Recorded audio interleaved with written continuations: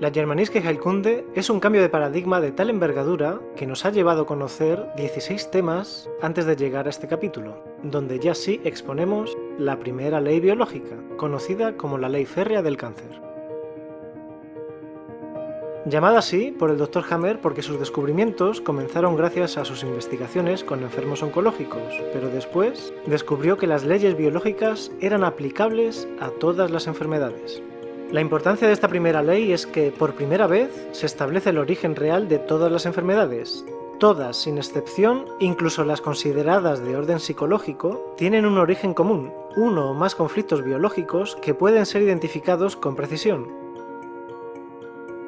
Recordemos que conflictos biológicos son aquellos que ponen en riesgo nuestra supervivencia. La primera ley tiene 3 criterios a considerar. El primer criterio establece que todo SBS, programa especial con sentido biológico, tiene un origen en un DHS, síndrome de Dirkhammer, que se define como un shock inesperado muy agudo vivido en soledad que ocurre al mismo tiempo en la psique, el cerebro y el órgano correspondiente. Haremos algunas observaciones para la comprensión de este criterio. Lo primero es entender qué significan las siglas SBS y DHS. Dentro de la nueva medicina germánica es muy importante conocer la terminología usada. No hablamos de enfermedades, sino de programas biológicos bajo la sigla SBS, que representa al programa en su conjunto y tiene su origen del alemán. La traducción significa programa especial de la naturaleza con pleno sentido biológico. No me atrevo a pronunciarlo en alemán. El programa biológico, SBS, se inicia por un evento que representa un conflicto biológico al que el Dr. Hammer denominó DHS, Dirkhammer Syndrome, síndrome de Dirkhammer en honor a su hijo Dirk.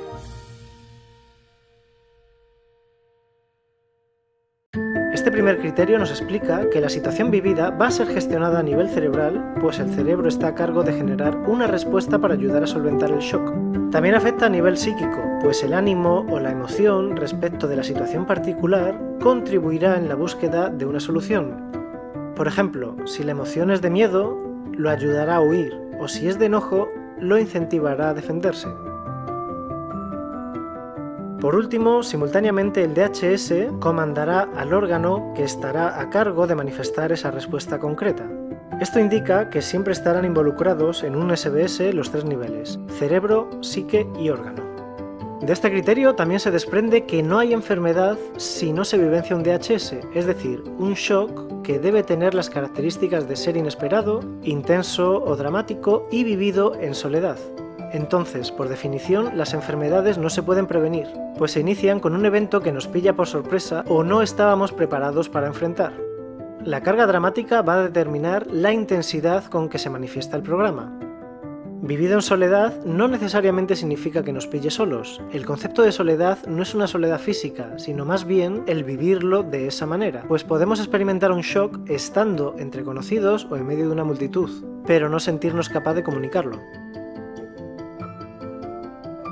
Considerando lo anterior, podemos decir que no podemos prevenir un DHS, pero sí podemos reducir la carga conflictual bajando el dramatismo o intensidad con la que se vive.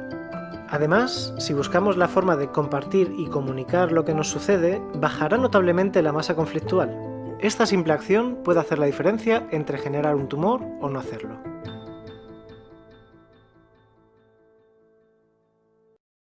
Segundo criterio. El contenido del conflicto determina en el momento del DHS tanto la localización del foco de Hammer en el cerebro como la localización del cáncer o enfermedad análoga, entre comillas, en el órgano. Con el segundo criterio seguimos confirmando que psique, cerebro y órgano reaccionan al unísono o, para ser más precisos, casi al unísono ante un DHS. Este casi lo matizamos, pues el cerebro es el que reacciona primero mandando la orden de activación del SBS a la cual psique y órgano responden. La diferencia es de una fracción de segundo, pero la implicación de tener un ordenador central que comanda es importante tenerla muy clara. En el cerebro, además, se suma uno de los mayores descubrimientos de la Germanische Heilkunde, la nueva medicina germánica, y que ayudan tanto a saber qué programas cursa la persona, como a validar de manera científica y precisa las 5 leyes biológicas. Los focos de Hammer.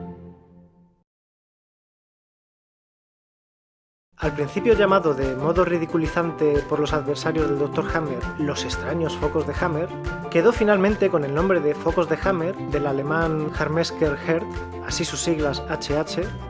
Los focos de Hammer se pueden observar a través de una tomografía axial computerizada, una TAC, donde aparecen como configuraciones de anillos concéntricos, tanto a nivel cerebral como orgánico, y son evidencia de una mayor actividad cerebral que activa y mantiene en funcionamiento el SBS. Para que se entienda mejor, precisemos. Los focos de Hammer no están en el cerebro físicamente, son solo visibles a través de una TAC.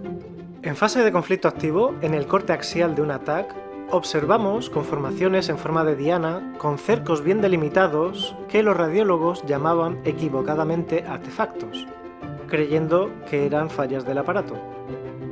En la fase de curación, PCL, se vuelven anillos edematosos hinchados que muchas veces son mal diagnosticados como tumores cerebrales. El Dr. Hammer también nos indica que el lugar donde se manifestará el foco de Hammer a nivel cerebral, lo que llamamos relé cerebral, está directamente relacionado con el tipo de conflicto y esta ubicación está predeterminada. Es decir, un conflicto de separación tendrá un foco de Hammer en un lugar distinto que un conflicto evocado. El primero impactará en la corteza y el segundo en el tronco encefálico. Esto permitió al Dr. Hammer diseñar un mapa cerebral preciso sobre la ubicación de los distintos focos de Hammer, en relación a los diferentes tipos de conflictos biológicos para cada una de las capas cerebrales: tronco encefálico, cerebelo, sustancia blanca y corteza cerebral. Como ya veremos en el tema sobre la tercera ley biológica, cada capa embrionaria, endodermo, mesodermo y ectodermo, también están en relación directa con las distintas partes del cerebro. La visualización de los focos de Hammer en las TAC es una herramienta que permite al terapeuta tener un diagnóstico objetivo respecto de la situación del paciente. El foco de Hammer, además de ser preciso en relación al contenido del conflicto y el órgano afectado, también sufre modificaciones observables según la evolución del programa biológico, teniendo una conformación diferente en las distintas etapas. Lo veremos en detalle cuando abordemos la segunda ley.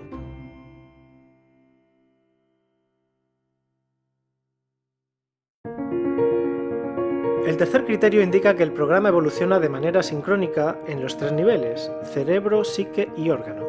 Es decir, la evolución del conflicto en uno de los niveles va a ser la misma en los otros dos. Esto significa que el nivel psíquico determina la evolución específica del foco de Hammer en el cerebro y una evolución específica del cáncer o enfermedad análoga en el órgano. Somos un organismo unificado que siempre trabaja en los tres niveles sincrónicamente. Este criterio nos permite dar un acompañamiento al paciente de manera más tranquila y segura, sin recurrir a tantos exámenes ni analíticas que, además de costos y tiempo invertido, pueden desencadenar, por hacerlas en hospitales que siguen protocolos convencionales, nuevos conflictos para la persona. Pero eso es algo que se debe evaluar de manera conjunta entre el terapeuta y el paciente, puesto que en ciertos casos, tener estos resultados objetivos le puede dar tranquilidad. Sabemos que tanto psique como cerebro y órgano están siempre en la misma etapa del programa, por lo que, evaluando cualquiera de los tres niveles, conocemos en qué condiciones están los otros dos. Por ejemplo, conociendo las manifestaciones del órgano involucrado, podemos deducir las condiciones en que se encuentra a nivel cerebral y psíquico. Siempre es bueno que los conceptos importantes queden bien explicados y se incorporen de manera óptima.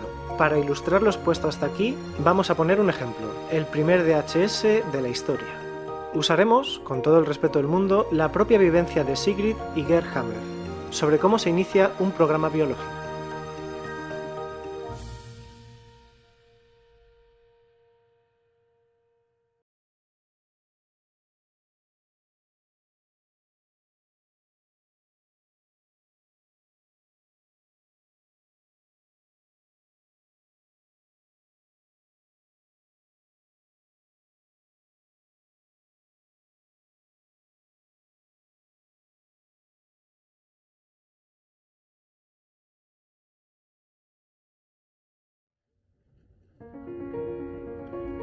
La muerte de su hijo Dirk desencadenó en Sigrid y Gerd Hammer un programa biológico para asegurar la supervivencia y el fortalecimiento del clan. Los órganos involucrados fueron las gónadas, ovarios y testículos respectivamente, para superar un DHS de pérdida relacional profunda.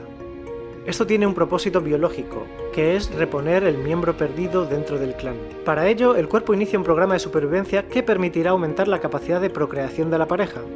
Al final del programa, ambos tendrán gónadas más funcionales y con una mayor capacidad de producción hormonal. De esta manera tendrán más probabilidades de apareamiento y, consecuentemente, de embarazo, para poder reponer la cría perdida. Como vemos, estos mecanismos no son controlados por nuestra voluntad, no podemos prevenirlo. El SBS se activa por el evento dramático de perder a un hijo y el cuerpo busca la solución, que ya está predeterminada para este tipo de conflicto. Así pues, activa un foco de Hammer en la zona específica de control de las gónadas, que permite aumentar su función. Es decir, el cáncer que experimentaron la doctora Sigrid y el Dr. Hammer en sus gónadas no fue protocolo del azar, ni la genética, ni la predisposición, ni la alimentación, ni mucho menos de la mala suerte. Es una respuesta biológica que ayuda a la supervivencia del clan.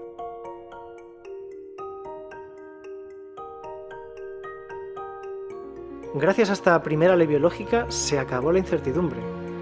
Ya no son necesarias las estadísticas ni las encuestas para saber por qué enfermamos. Por fin sabemos cuál es el origen real de todas las enfermedades. Un conflicto biológico que pone en riesgo nuestra supervivencia. Asimismo, ahora somos conocedores de que la sabiduría de nuestro cuerpo nos ayuda a solventarlo sincrónicamente como un todo, y que no debemos obstaculizar ese proceso, porque tiene un sentido que hasta ahora la medicina no había visto: mantener la vida. Pura biología, pura efectividad, sabiduría de la naturaleza en estado puro.